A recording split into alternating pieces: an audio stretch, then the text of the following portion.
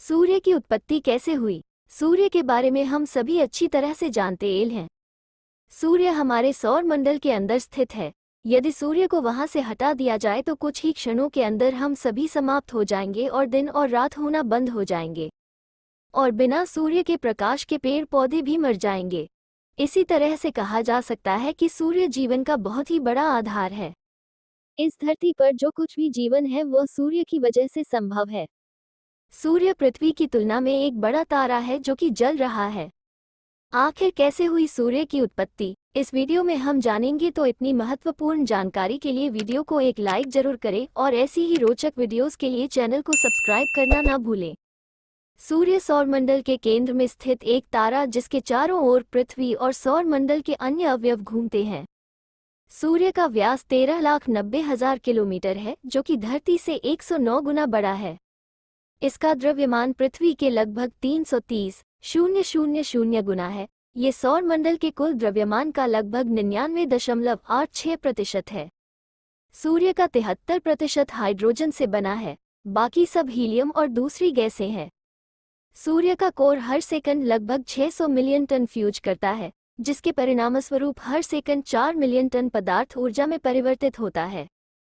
यह ऊर्जा, जिसे कोर से बाहर निकलने में 10,000 से 170,000 साल लग सकते हैं।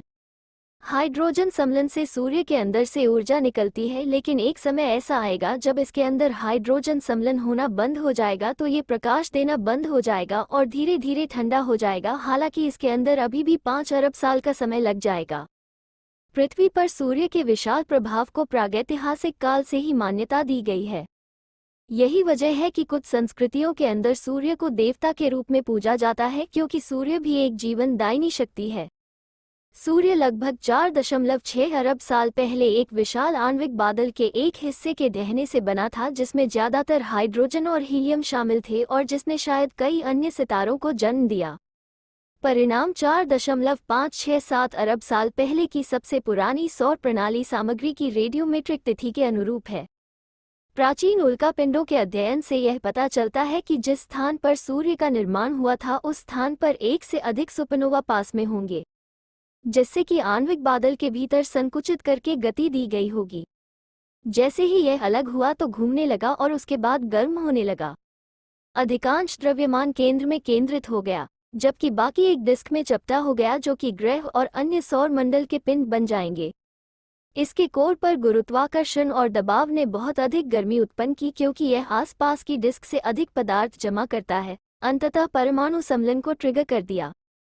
सूर्य का निर्माण एक या अधिक पास के सुपरनोवा से शॉक वेव्स द्वारा ट्रिगर किया गया हो सकता है। ये बस वैज्ञानिकों का अनुमान है। सही इसके बारे में कोई भी नहीं जानता है। जब 4.6 अरब साल पहले जब सौर मंडल पहली बार बना था तो सूर्य गैस और धूल से घिरा हुआ होगा। ये धूल के छल्ले आज भी सूर्य के आसपास देखने को मिलते हैं, जो कि सूर्य का चक्कर लगाते हैं। यदि हम सूर्य की उत्पत्ति को सरल शब्दों में समझें तो सूर्य लगभग 4.6 अरब साल पहले गैस और धूल के एक विशाल घूमते हुए बादल में बना था। इस तरह के बादल को आमतौर पर निहारिका कहा जाता है। गुरुत्वाकर्षण की वजह से यह ढह गई और उसके बाद वो एक डिस्क के अंदर चपटी हो गई।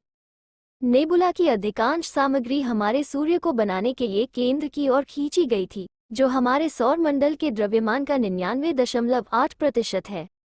और शेष सामग्री से हमारे ग्रह वगैरह बन गए, जो कि अब सूर्य की परिक्रमा करते हैं। वैज्ञानिकों का अनुमान है कि सूर्य धीरे धीरे मर रहा है और एक समय ऐसा आएगा कि यह पूरी तरह से मर जाएगा और उसके बाद बुध और शुक्र ग्रह से भी बड़ा हो जाएगा और पृथ्वी को भी घेर लेगा। बहुत से लोगों को ये लगता है कि सूर्य के आसपास पृथ्वी और दूसरे ग्रहों की तरह चट्टानी सतह होती है, लेकिन ये पूरी तरह से गलत है। सूर्य के पास कोई भी चट्टानी सतह नहीं है। सूर्य के जिस भाग को सतह कहा जाता है वह भाग एक प्रकाश मंडल होता है। यही वो परत होती है जो कि दिखाई देने वाली रोशनी का उत्सर्जन करती है, और यही वो परत होती है जिसको कि हम धरती से आसानी से देख सकते हैं। लेकिन आपको इस बात का ध्यान रखना है कि आप कभी भी नंगी आंखों से सूर्य को न देखें, नहीं तो आपकी आंखें खराब हो सकती हैं। वास्तव में प्रकाश मंडल सौर वायुमंडल की पहली परत है। ये लगभग 250 मील मोटा है और यह कार्बन को बनाने के लिए काफी गर्म होता है। जैसा कि हम आपको बता चुके हैं कि सूर्य के अंदर तेजी से हीलियम बन रही है और भविष्य में ऐसा ही चलता रहेगा, और उसके बाद जब उसके पास हाइड्रोजन समाप्त हो जाएगी तो वो एक लाल दानव तारे के रूप में बन जाएगा। सूर्य का तकरीबन 5.4 अरब साल में एक लाल दानव बनने का पूर्वानुमान है। सूर्य संभवतः पृथ्वी समेत सौर मंडल के अंतरिक्ष ग्रहों की वर्तमान कक्षाओं को निगल जाने जितना बड़ा हो जाएगा, और इससे पहले कि सूर्य लाल दानव तारा बनता है उसकी चमक काफी अधिक हो जाएगी और शुक्र का जितना तापमान है पृथ्वी का तापमान भी उतना ही अधिक हो जाएगा। करीब आधे अरब वर्षों उपरांत आकार में धीरे धीरे दोगुना हो जाएगा। उसके बाद ये आज की तुलना में 200 गुना बड़ा तथा दसियों हजार गुना बड़ा हो जाएगा। उस समय तक शायद धरती पर इंसानी जीवन बचेगा ही नहीं। तो आप ये ना सोचें कि इस स्थिति में इंसानों के साथ क्या होगा।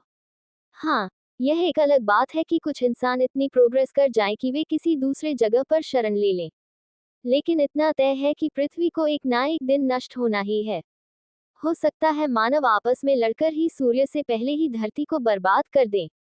इस बारे में कोई कुछ नहीं कह सकता है। पूरी वीडियो देखने के लिए धन्यवाद।